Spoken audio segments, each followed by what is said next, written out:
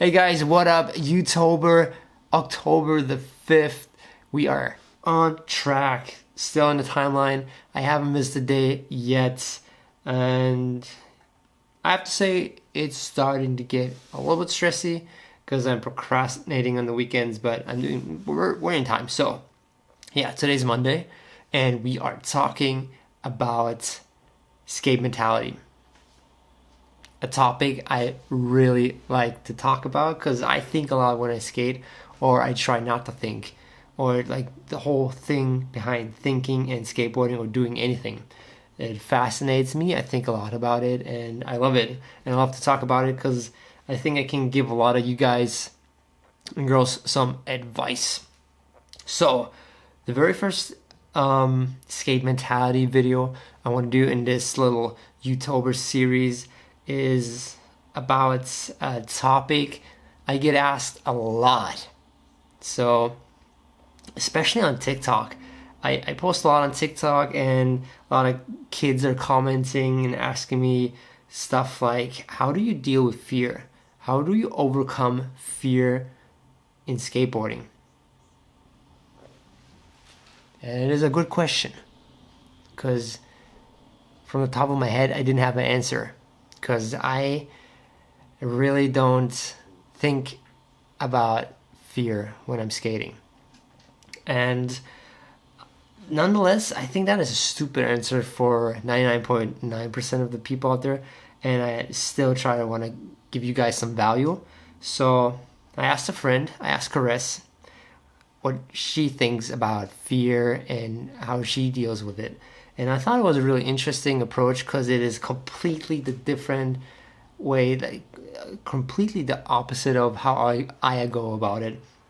And she did a lot of gymnastics, and she was really really good in that. And if you don't know what that, you can get hurt really bad in gymnastics. I've seen some really hard slams, and she said what helped her the most was being prepared, like basically knowing everything, thinking about the whole process, and trying to think it through, and think about what is the worst that could actually happen, and just like account for everything. And that helped her. I can relate to that if I want to compare it with skateboarding, because I hear a lot of people say they try to visualize it. That's also what Caress said. She's trying to visualize the things she's doing.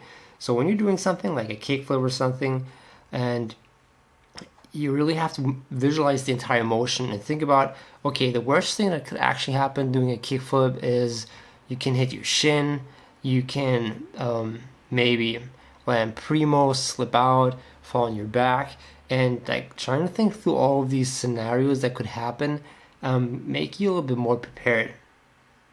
And then you could actually like counteract to some of those things, like knowing or like preparing for maybe slipping out when you're landing primo and trying to anticipate the fall. I think that is a good thing. But what I on the other side think, or what is like the thing I've tried to think about why I don't really think about how to deal with fear is I try to go back to the beginning of my skateboarding days, and I thought a lot about it, and I didn't really know what, but then it hit me. I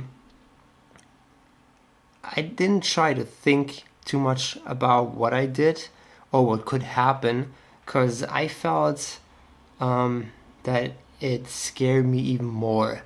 And when I was scared, I didn't really go for it. I didn't really try to do something, and it kind of held me back. And later on, I especially learned that when I was trying to do some gnarlier stuff, like jumping downstairs or like even trying a handrail, it really held me back. I tried to go for it, but I was scared. I tried to kick the board away, or I kind of half-assed the trick, and then it resulted in me even getting hurt more. Like it resulted in more pain. And I think the only thing that unlocked for me not being afraid of things is just have a better relationship with pain. I know it sounds weird because pain is a condition nobody wants. But if you think about it, if you have a little kid and it falls and it starts to cry, and the parents are like, "Oh no, it hurt," and they're like trying to be overprotective, and the kid thinks this pain is like really really bad because all of a sudden everybody's like freaking out. I have like this blood coming out of my arm or whatever, and you're like overthinking, and all of a sudden you have like this negative thoughts attached to pain. And of course, pain is like something that is really something you don't want because it doesn't feel good. That's why it's called pain. And but I think maybe some of you guys understand what I'm trying to say. If you have a better relationship, if you know, okay, it hurts, but it will go away, and after it goes away, I might be stronger, or I overcome something, and nothing changed. I mean, pain goes away, but I'm still alive. And that thought of pain is not really that bad kind of helped me just like not being afraid of falling.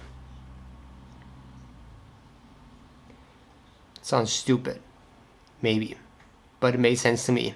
I don't want you to be like all this like tough guy and trying to play down your emotions, but also on the other side, I think maybe like getting a shinner isn't that bad at all. I mean, it hurts in the beginning, but maybe most of the pain you actually feel is like more in your head than anything else.